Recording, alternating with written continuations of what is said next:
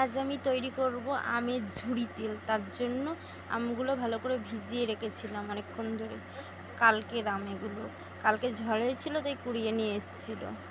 আমগুলো আলু ভাজা যেভাবে কাটে সেইভাবে আলু ভাজার মতো কেটে নেব। একটু বড়, সামান্য একটু বড় করেছি। এর আগেরগুলো করেছিলাম ছোট ছোট ঝুরি দিয়ে, ঝুরি ঝুরি একদম। আমগুলো কাটা হয়ে গেছে, সুন্দর করে আলু ভাজার মতো কেটে নিয়েছি। আর ছোকলাগুলো থাকলে দেখতে সুন্দর লাগে, ওর জন্য ছোকলাগুলো রেখেছি। এবার নুন দিয়ে ভালো করে মাখিয়ে 1 ঘন্টার মতো রেখে দেব। সুন্দর করে নুন দিয়ে মাখিয়ে তোমরা দয়া করে ভিডিওটা শেষ পর্যন্ত দেখতে থাকো, তোমাদেরও ভালো লাগবে।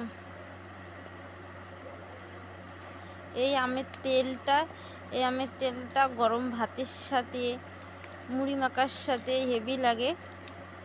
এবার মশলা নিয়ে যাচ্ছি শুকনো লঙ্কা, পাঁচফোড়ন, সর্ষে আর রাঁধুনি। সর্ষেটা ভাজবো না, সর্ষেটা এমনি শুকনো খোলায় বেটে নেব।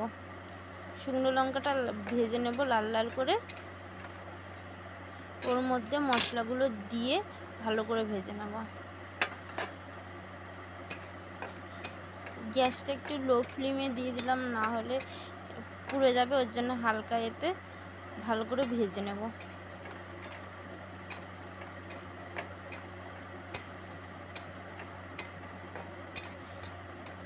এবার লাল লাল হয়ে এসছে, এবার গ্যাসটা বন্ধ করে নামিয়ে নেব একটু নেড়ে চেড়ে।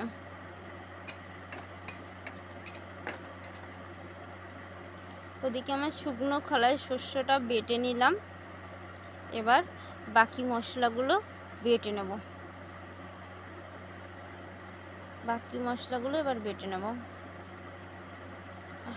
হাফ বাটা করে নিলাম, বেশি বাটবো না, বাটলে বেশি মিহি হলে ভালো লাগে না, মশলাগুলো গালে পড়লে ভালো লাগে।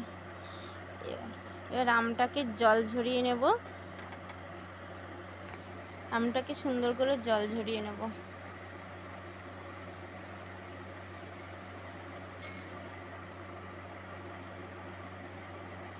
আমটাই কত জল গুলোছে, নুনটা দিয়ে রেখেছি।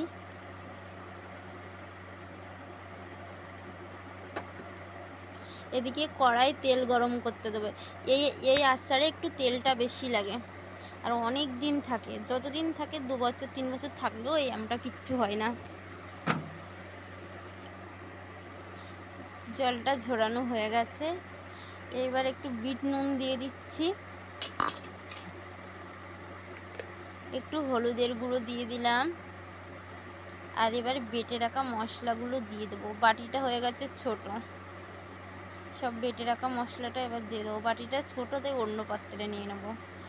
এবার কাঁচা লঙ্কা কেটে দিয়ে দিচ্ছি, লাল আর সবুজ দেখতে সুন্দর লাগবে ওর জন্য।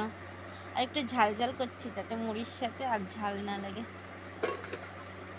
সুন্দর করে মাখিয়ে নেব।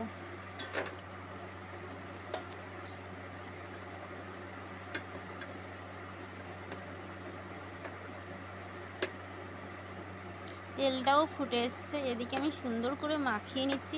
দেখে তো আমার নিজেরই খেতে ইচ্ছা করছে শুধুই। এটা অনেক দিন থাকে আর খেতেও ভালো লাগে গরম ভাতের সাথে আর মুড়ির সাথে মাখিয়ে।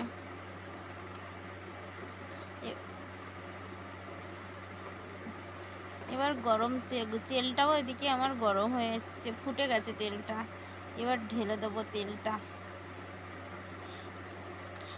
ঢেলে দেবো, দিয়ে ঠান্ডা হয়ে গেলে বয়নে ভরে রাখবো, রেখে মাঝে মাঝে একটু রোদে দেবো। গরম তেল দিয়ে দিলাম, আর এই আচারে তেলটা একটু বেশি লাগে।